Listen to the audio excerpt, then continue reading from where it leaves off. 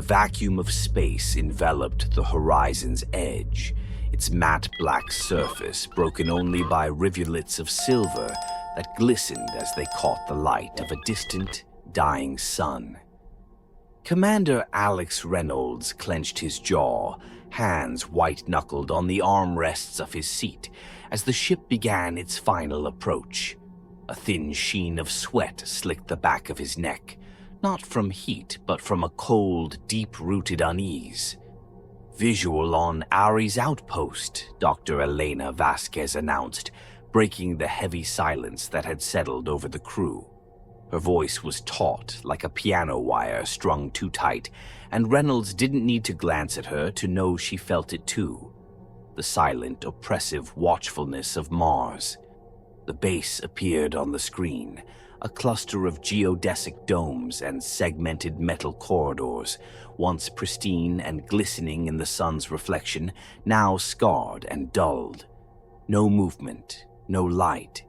Just the stark, hollow reminder that the crew of Ares Outpost had gone silent 3 weeks ago without a whisper of explanation. "Prepare for descent," Reynolds ordered, the artificial calm in his voice failing to mask the icy knot in his chest. The ship's thrusters rumbled, a metallic growl that seemed to resonate through the core of Mars itself. Beneath them, the planet's red dust whirled in a bitter dance, hinting at secrets long buried and better left that way. The horizon's edge touched down with a heavy, resounding thud. Reynolds unfastened his harness, exchanging glances with Dr. Vasquez and Specialist Jensen, the botanist who had already begun double-checking the environmental readouts. Jensen's fingers trembled slightly as he adjusted his gloves, eyes flicking toward the viewport. "It looks dead," Jensen said, the words barely more than a whisper. "Stay sharp," Reynolds replied. He forced a tone of authority into his voice, though it felt like shouting into the maw of a cave. He thumbed the hatch release, and a hissing sigh escaped the ship as the Martian air, thin, metallic, with a hint of something sharp and acrid, poured in. The stark silence that followed was so intense that it seemed as if the entire planet was holding its breath. Boots crunched into the iron-rich soil, each step echoing in the open channel of their calms. Reynolds led the way toward the base's main entrance, its once bright hazard stripes faded to ghostly remnants. The door's manual override panel was scarred, deep gouges carved into the metal like claw marks. Dr. Vasquez knelt beside the panel, tracing one of the marks with her gloved fingers. She looked up, eyes wide behind her visor. These weren't made by any tool or suit enhancement. This was desperate. "Whatever happened here, we're going to find out," Reynolds said, hoping the certainty in his voice would seep into his bones. He pressed the entry code and the door stuttered before releasing a pneumatic hiss. The stale air that greeted them was laced with a hint of decay and something else, something that made the hairs on Reynolds' neck stand up. It was a scent he recognized from his days in disaster relief, the ghost of violence left behind after blood has dried. They stepped inside and the soft blue emergency lights flickered to life, revealing the hallways like veins in a dismembered body. The first thing they saw was the mess. Overturned chairs, trays of long-spoiled rations splattered across the floor, and walls smeared with what looked like ink-black tar that congealed into viscous trails. "Check your radiation counters," Vasquez said, her voice a tight, professional clip. They all complied, but the readouts were clear. No radioactive breach, no toxic leakage. Whatever had left this destruction behind was something else, something beyond their understanding. Jensen wandered a few paces ahead, eyes darting between the shattered remains of personal lockers and the silent, glistening smears that looked almost deliberate. The rustle of his boots on metal was the only sound, but it seemed deafening. "Where are they?" he muttered, a question that none of them dared to answer. They passed through the hallways, deeper into the base, where the silence grew heavier. It felt sentient, pressing in around them with an almost tactile weight. Reynolds' gaze darted to every shadow, the dancing tricks of light creating fleeting shapes that seemed to move just out of view. At the central command room, Reynolds hesitated before stepping inside. The room was a shattered husk, consoles smashed beyond repair, and the large panoramic window that should have shown the endless plains of Mars was cracked, streaked with dry, brownish smears. He reached for the log panel, its surface marred with deep, jagged scratches. Dr. Vasquez's voice trembled as she read the last entry on a damaged screen, words that seared themselves into their collective memory. "It's under us. We tried to..." The message ended abruptly. Before Reynolds could react, a distant rhythmic thudding came from beneath their feet, sending a shiver that coiled in his gut. He glanced at Vasquez and saw the color drain from her face. The silence that followed was louder than any scream.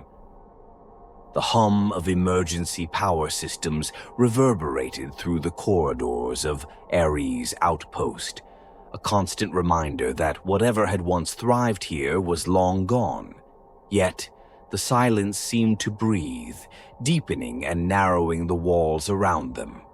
Dr. Elena Vasquez shivered as she moved through the lab, her breath forming small, clouded patches on the visor of her helmet. The remains of shattered beakers and vials crunched beneath her boots, mixing with an unidentifiable residue that smeared across the floor like coagulated oil. The light from her headlamp caught on the thick, spore-like clusters that clung to every available surface, their pale, translucent exteriors pulsing faintly with each passing moment. They looked deceptively fragile, like they might burst if touched, but she knew better than to underestimate them. "Dr. Vasquez, status." The commander's voice crackled in her earpiece, harsh and sudden in the stillness. She flinched before clearing her throat. "Investigating," she replied, her voice steadying only slightly. "I'm in Lab 3. These growths, they weren't in the original reports. It's like the base has been infected by something. It doesn't appear bacterial or fungal. It's more." "More?" The word echoed back to her, tinged with disbelief and apprehension. She could picture Reynolds pacing back and forth in the control room, that permanent frown deepening as he tried to fit the pieces together. Before she could elaborate, a distant noise interrupted her thoughts. A metallic groan, as if a massive weight was shifting somewhere deep within the outpost. It started as a low rumble and gradually transformed into a resonant thumping that reverberated through the floor, vibrating up her legs. Did anyone else hear that? Specialist Jensen's voice was higher than usual, cracking under the pressure. He was stationed in the greenhouse, tending to samples that were crucial for their data analysis. "Yes," Reynolds said, the clipped tone doing little to mask the tension. "Stay where you are. We need to..." The thumping stopped. Silence roared back with an oppressive force, but it was no longer empty. It was charged, like the expectant air before a storm. Vasquez's skin prickled beneath her suit. Moving to the edge of the lab, she trained her flashlight on one of the spore clusters. The dim light revealed tiny, hair-like structures that twitched in response, as if sensing her proximity. She took an involuntary step back, her breath catching in her throat. "Jensen, report," she said, forcing herself to sound composed. No response. "Jensen, do you copy?" Reynolds tried this time, the urgency in his voice unmistakable. The seconds stretched painfully until Jensen's voice finally returned, shaky and barely above a whisper. "I'm here, Commander. Something's not right in the greenhouse. These plants, they're moving." A collective shiver passed through them all. The greenhouse, known for its dense rows of engineered flora, was a place of sanctuary, a microcosm of Earth in the harsh Martian wilderness.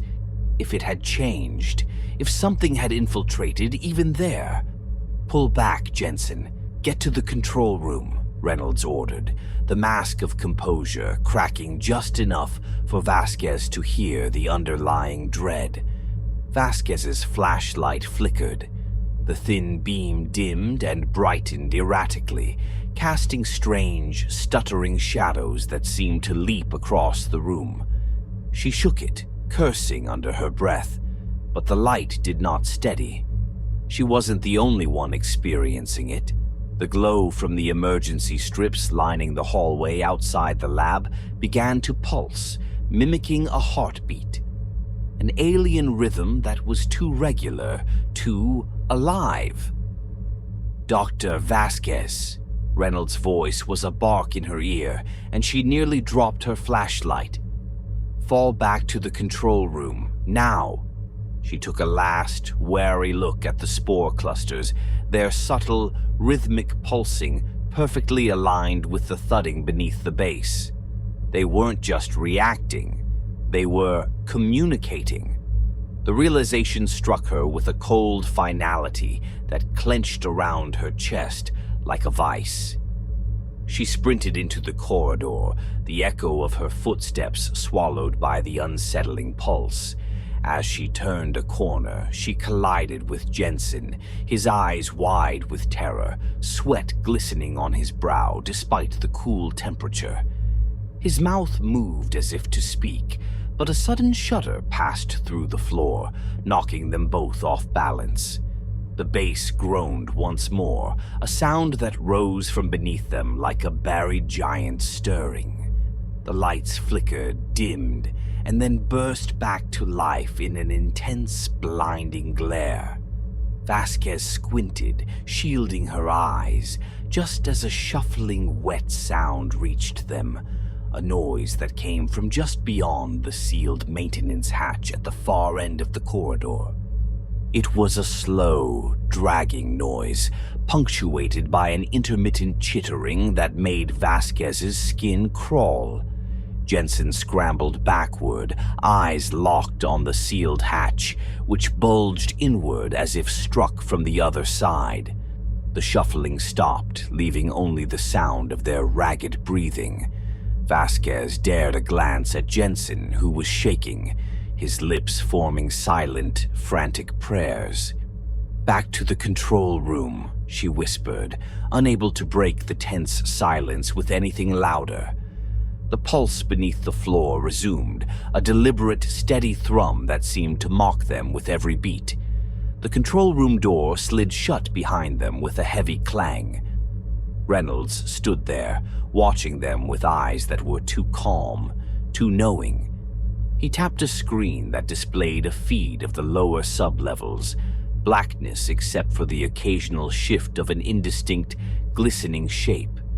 "It's beneath us," Reynolds said, the weight of the statement pressing down on them all. And it's not just waiting. They sat in silence, each lost in thoughts they dared not voice. The pulse continued, seeping into their bones, a countdown that only it understood. The thumping below grew louder, a steady, deliberate cadence that seemed almost aware of its effect on the nerves of the remaining crew. Each impact resonated like the toll of a giant, unseen drum, shaking loose fragments of grit from the ceiling and walls. In the control room, Commander Alex Reynolds stood rigid, eyes glued to the flickering feed from the lower sublevels. The images were blurred, punctuated by bursts of static, but the movement, sinuous and glistening, was unmistakable. "Vasquez, Jensen, we need eyes on sub-level 2, Reynolds said, trying to keep the fear from leaking into his voice. Dr. Elena Vasquez met his gaze, her face pale beneath the harsh lights. She nodded, not out of agreement, but resignation.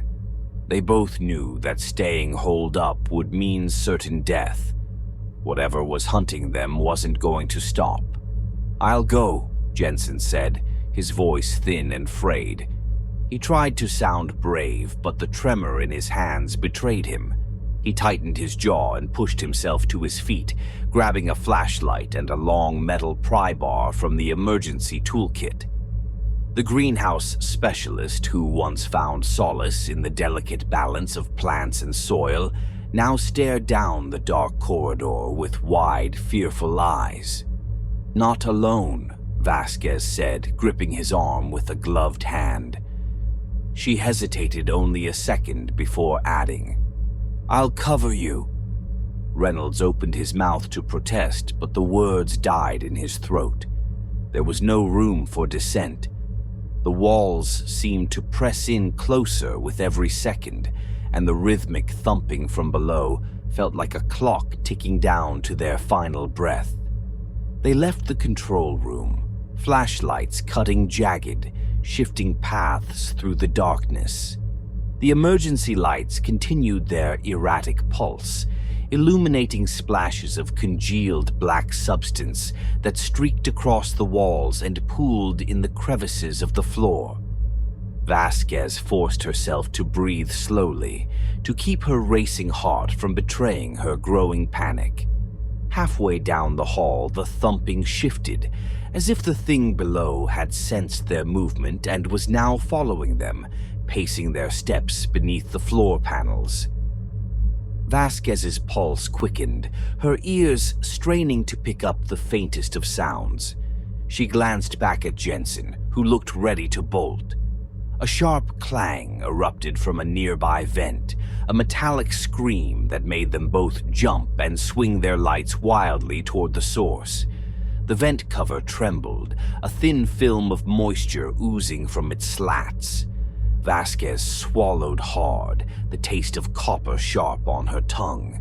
She motioned for Jensen to keep moving. They descended the narrow maintenance ladder that led to sub-level 2, the air thickening with each step as if they were sinking into some unseen mire. The thumping below had ceased, replaced by a sound that was somehow worse, a soft, deliberate skittering, like hundreds of chitinous limbs brushing against metal and stone.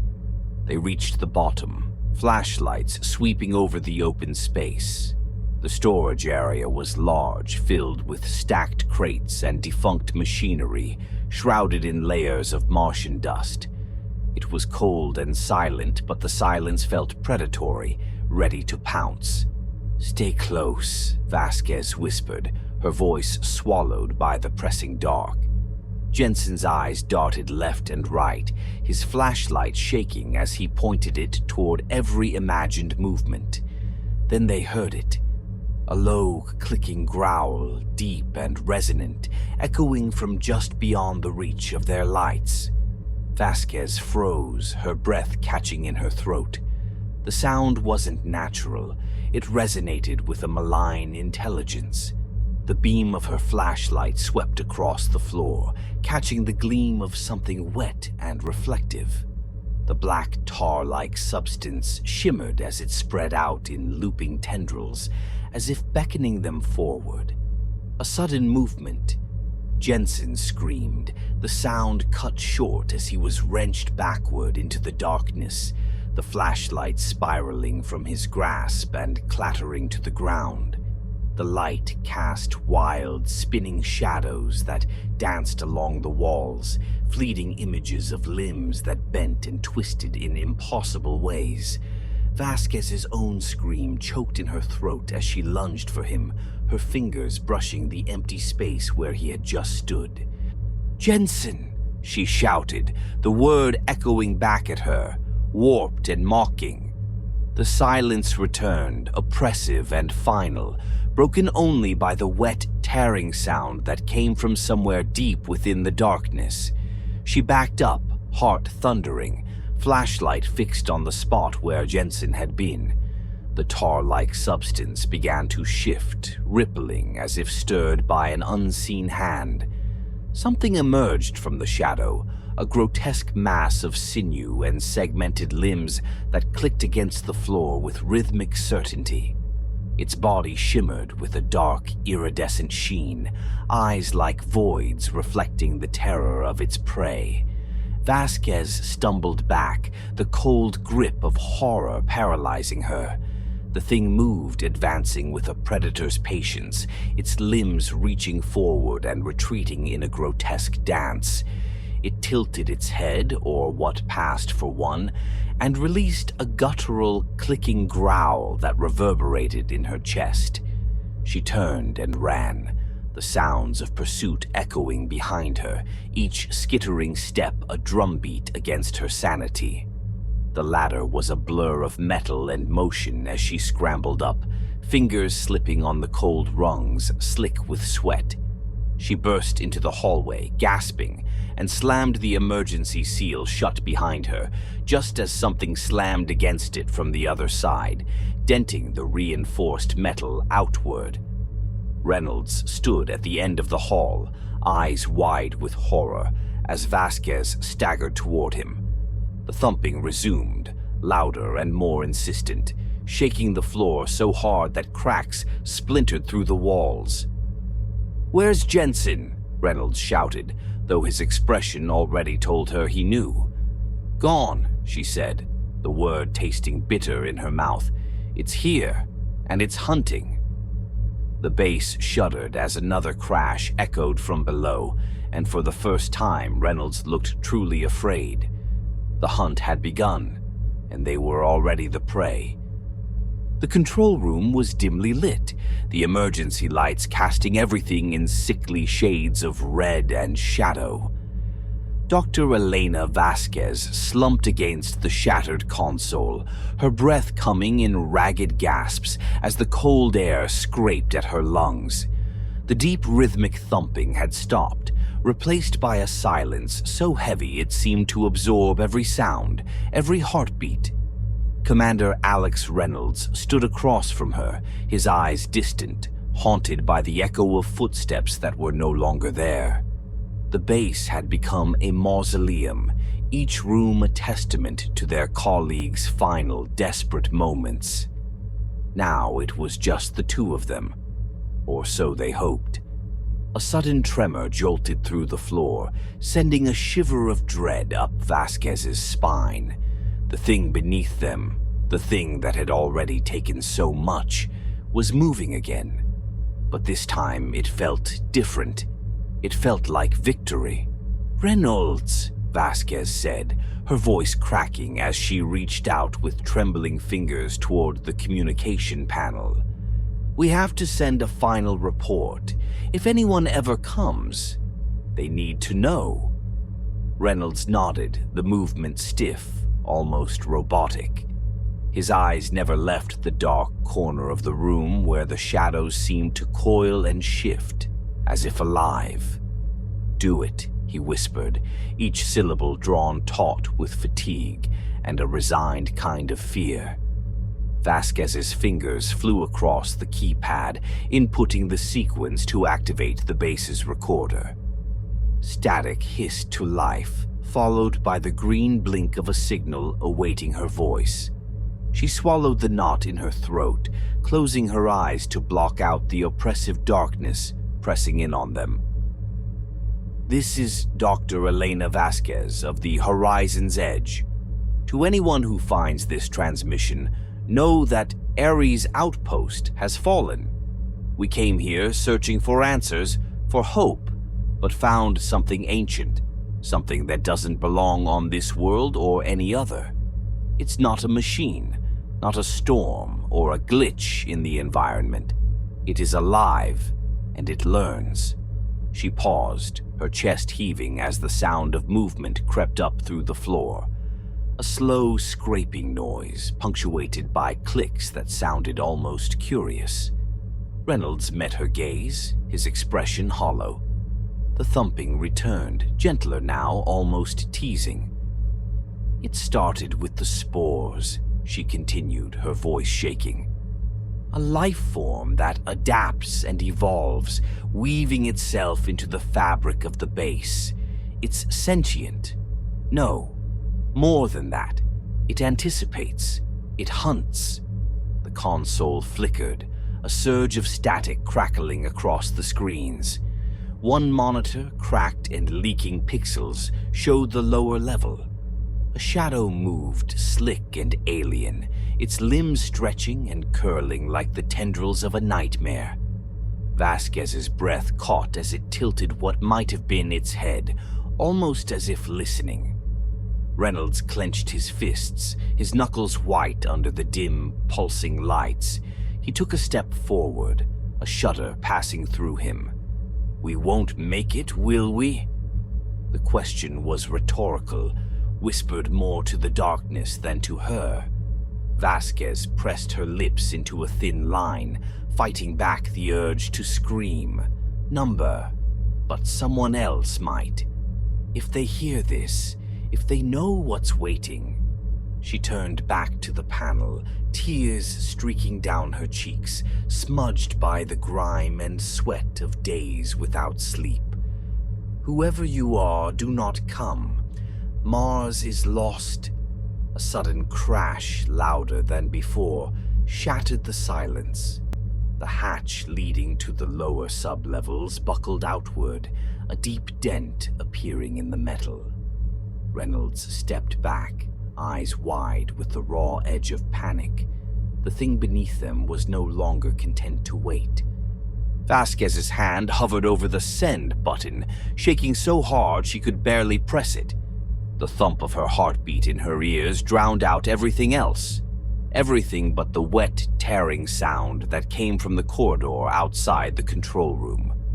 The door vibrated, then bulged as a mass of glistening, segmented limbs forced their way through the crack, each joint flexing and twitching with grotesque precision. "Send it," Reynolds shouted, his voice rising to a near hysterical pitch. He grabbed a heavy piece of broken console and hurled it at the creature, a futile effort that only seemed to make it pause, as if considering its next move. Vasquez slammed her fist onto the button, the transmission bar flickering as it began to send.